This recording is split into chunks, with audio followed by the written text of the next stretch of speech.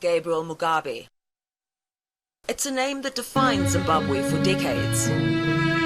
Mugabe was born in the Zimbabwe district of colonial Rhodesia in 1924. He was the son of a carpenter.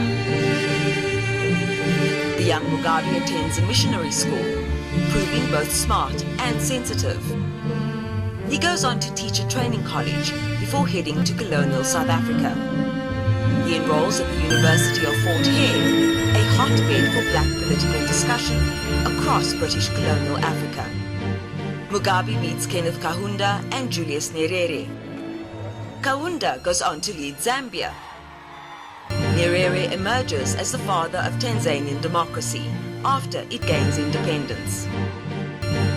Mugabe heads to Ghana in the late 1950s. He teaches at a secondary school, falling in love with Sally Hayfon, a colleague's daughter. They're engaged to be married when he returns home. That trip marks a turning point. Mugabe finds Rhodesia in the grips of colonial oppression. Ian Smith's white supremacist government is firmly in control. Just like apartheid South Africa, the black majority is disenfranchised. He joins ZAPU, a new party created by trade union leader Joshua Nkomo. We are non-racialist in our approach.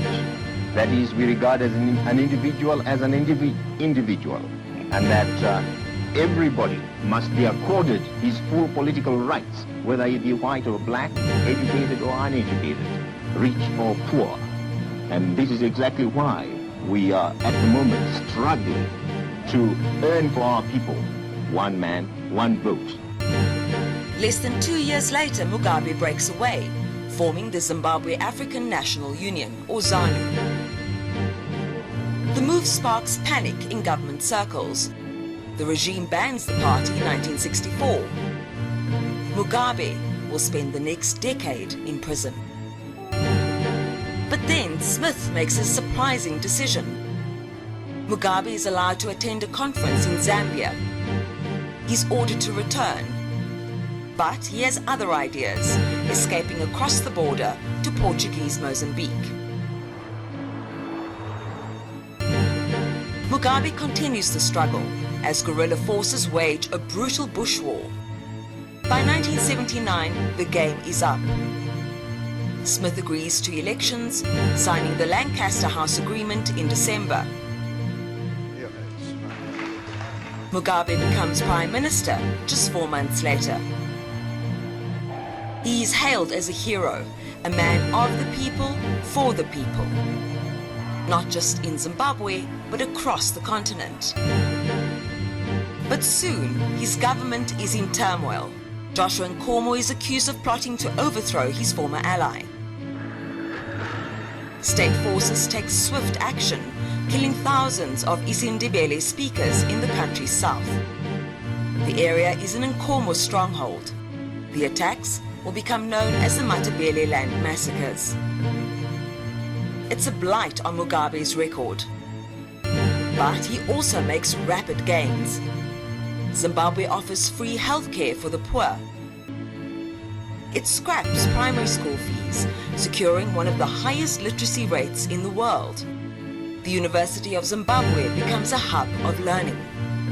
Mugabe's first wife dies in 1992.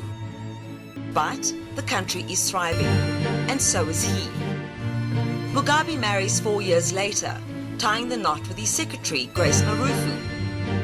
They go on to have 3 children. Those children grow up in a turbulent time.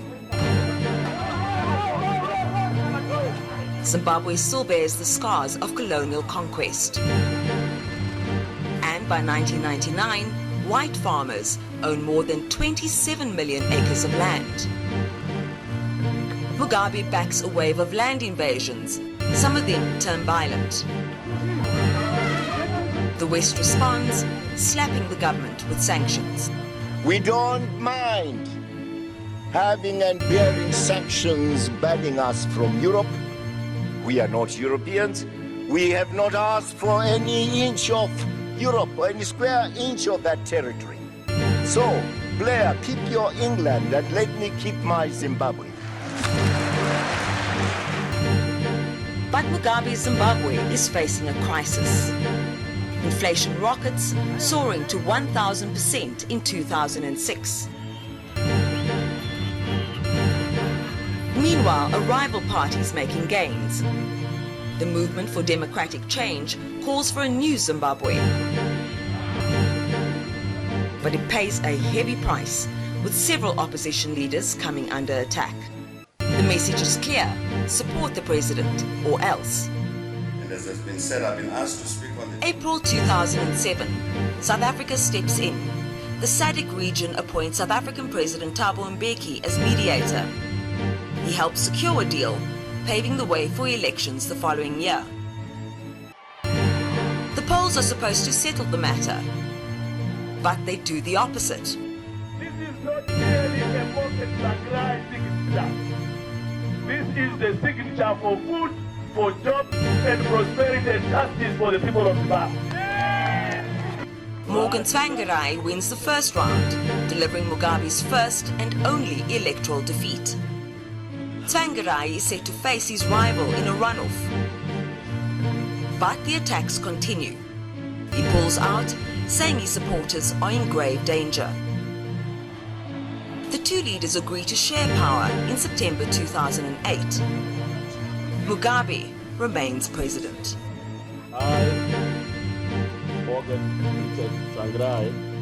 Tsvangirai becomes prime minister. Zimbabwe makes some progress, replacing its currency with the US dollar. Hyperinflation is a thing of the past, but there's a jobs crisis, with 80% of the population unemployed. Mugabe wins more than 60% of the vote in 2013. But the poll is marred by controversy. The opposition saying it was rigged. The veteran leader faces another battle the following year, and this time it's close to home. Joyce Mujuru has served as his deputy for a decade, but she gets her marching orders, with officials claiming she tried to topple the president. Mugabe casts a long shadow across the 20th century, not just in Zimbabwe, but for many who look to Harare in the hope of a better future.